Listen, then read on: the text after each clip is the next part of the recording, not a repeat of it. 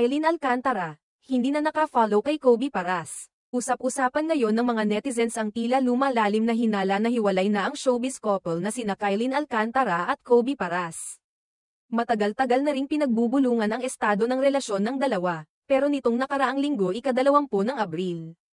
May bagong senyales na naman na lalo pang nagpatibay sa suspetsa ng kanilang mga tagahanga.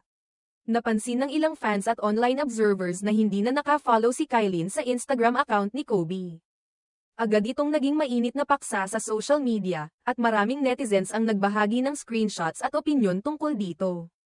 Para sa ilan, malinaw itong indikasyon na may pinagdadaanan ang dalawa o kaya'y tuluyan ng naghiwalay.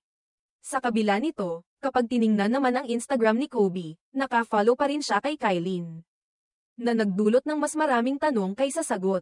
May mga nagsasabing baka si Kylie ang unang nagdesisyon na i-unfollow si Kobe bilang bahagi ng personal healing o soft launch ng breakup nila.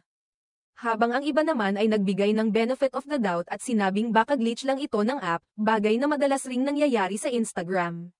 Bago pa man mangyari ito, napansin na ng netizens ang pagkawala ng ilang sweet photos ng dalawa sa kani-kanilang accounts. May ilang larawan na dating pinupusuan ng fans, ngayon ay hindi na makita. At tila mas pinili ng pareho na panatilihing pribado ang ilang bahagi ng kanilang relasyon. Ang mga pagbabagong ito ay lalo pang nagpasigla sa mga usapan sa social media.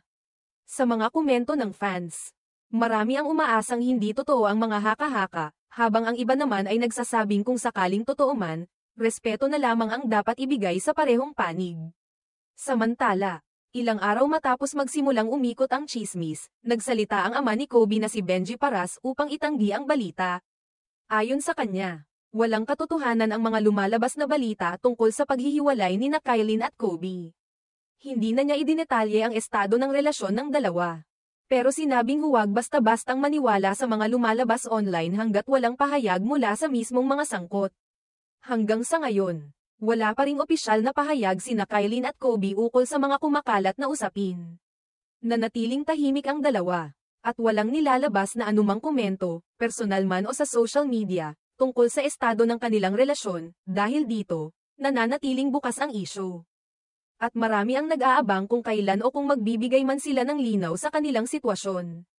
Sa ngayon, fans at mga netizen ay kanya-kanyang interpretasyon at pagbasa sa mga kilos at galaw ng dalawa online. Para sa marami, bahagi ito ng buhay ng mga artistang laging nasa mata ng publiko, pero hanggat walang kumpirmasyon, lahat ng ito'y nananatiling haka-haka. Anuman ang totoo, hangad ng marami na mahanap ng dalawa ang kapayapaan at kaligayahan, magkasama man o magkahiwalay.